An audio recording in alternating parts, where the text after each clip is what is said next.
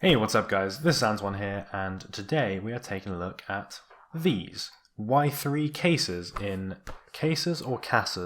I should say, in a colour they like to call a Vista Grey. So you may well know about Y-3 already. They are a collab between Yohji Yamamoto and Adidas. The Y of Y-3 representing Yohji, the 3 representing the 3 stripes of Adidas, and the dash in the middle representing the connection between the two brands. So what happens is this shoe and other Y-3 shoes kind of use Adidas base looks or technology and then kind of build on that to create a new shoe. So these aren't just different colorways of existing Adidas shoes. These are totally unique, totally new things, although some Adidas technology is included. So for example, in the Qasa here, this is kind of based on the Adidas tubular sole. So you can see there are quite a lot of similarities between something like this, something like the tubular Doom, for example, in terms of the sole. There are a couple of differences. I don't think the tubulars have these kind of crisscross kind of notches that the Y-3 has, but similar technology nonetheless. So that part looks very similar, but of course, a lot of differences too. You'll notice that the materials used are really different, something that you wouldn't really find in your standard Adidas shoe or indeed any of your mainstream sports brand shoes.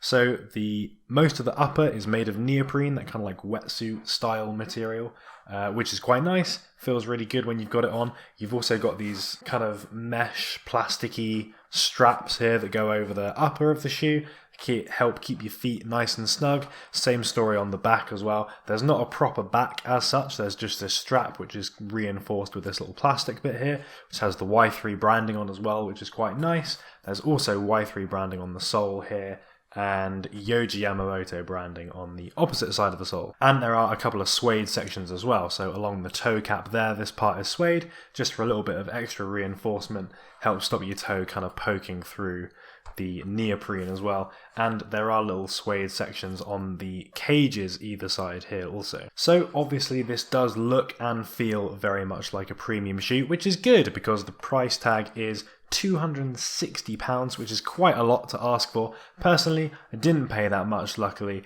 I paid $130 from Mr. Porter, got these in a sale. You will often find that with Y-3 shoes that they are often available at under retail. So do have a little look around if you do ever find a pair of Y-3 shoes that you particularly like, because often at the end of season, when they kind of swap things around, when they clear things out, you will get some nice discounts. I personally have never paid a full price for a pair of Y-3s.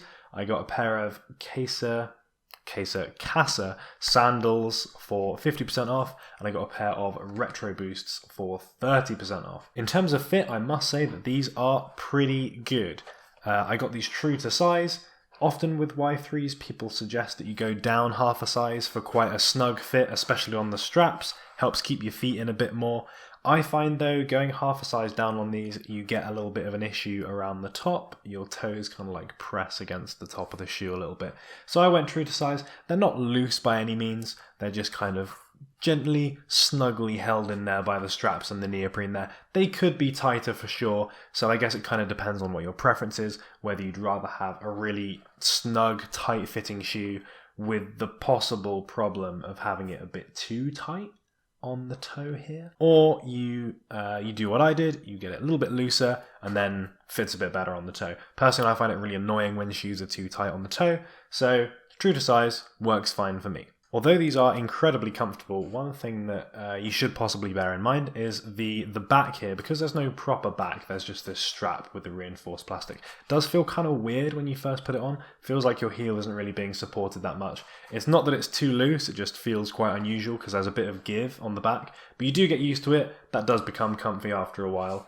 I would say in terms of the sole is obviously not as comfy as Boost sole is. It's a lot harder. There is a little bit of give to it, but not too much. It's not squashy like Boost is.